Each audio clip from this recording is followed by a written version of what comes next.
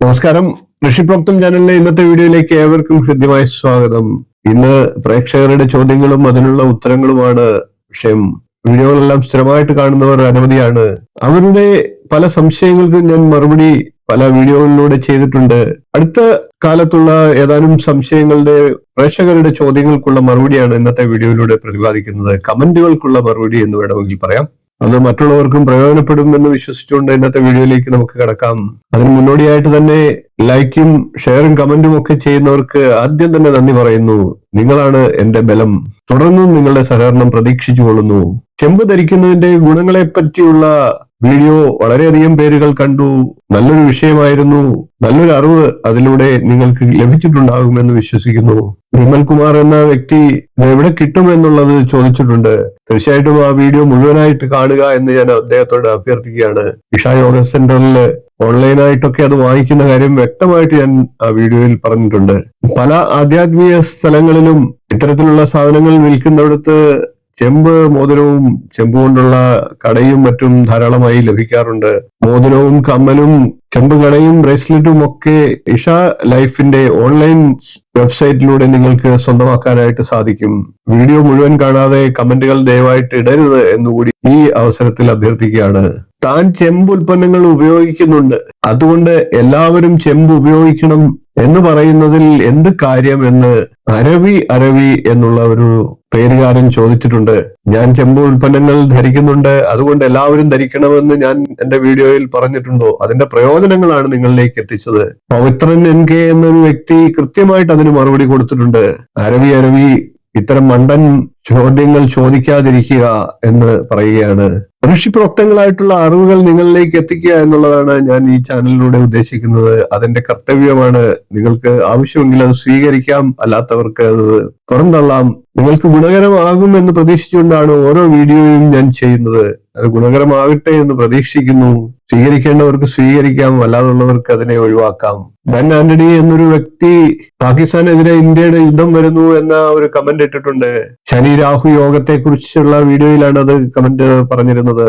പാകിസ്ഥാന്റെ തീവ്രവാദി അക്രമത്തിൽ ഗോചരപ്രകാരവും ഇന്ത്യയുടെ ജാതകപ്രകാരവുമുള്ള സമയമെല്ലാം പരിഗണിച്ചുകൊണ്ട് യുദ്ധത്തിന്റെ അവസ്ഥ ഞാൻ ഒരു പ്രത്യേകം വീഡിയോ ചെയ്തിരുന്നു. ആ വീഡിയോ നിങ്ങൾ കണ്ടിട്ടുണ്ടാകുമെന്ന് പ്രതീക്ഷിക്കുന്നു. ആ വീഡിയോയിൽ വളരെ വിശദമായിട്ട് ഇത്തരം കാര്യങ്ങളെല്ലാം പറഞ്ഞിട്ടുണ്ട്.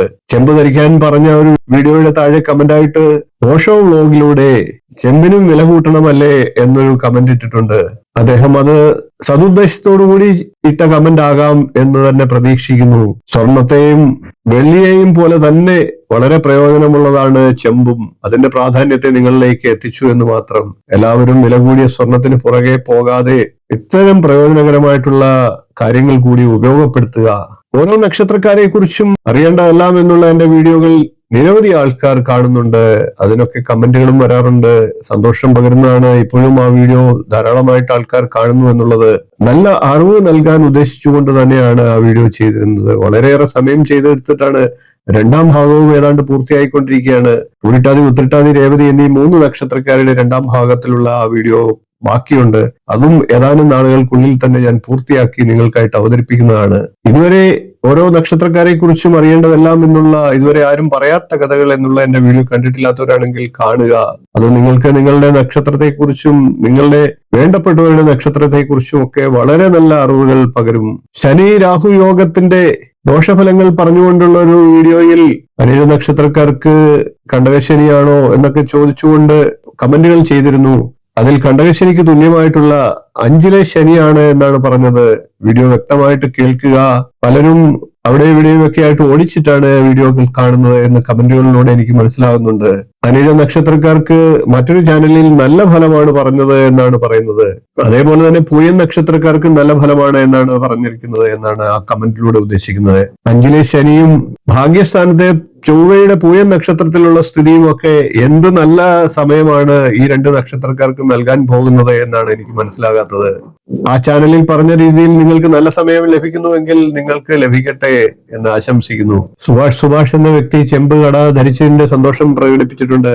ലൈല എന്ന വ്യക്തി കയ്യിലിടുന്ന കട എവിടെ നിന്ന് വാങ്ങിക്കാൻ കിട്ടും എന്നുള്ളത് ചോദിച്ചിട്ടുണ്ട്. മുഴുവനായിട്ട് വീഡിയോ കാണാത്തതിന്റെ കുഴപ്പമാണ് എന്ന് വീണ്ടും ആവർത്തിക്കുകയാണ്.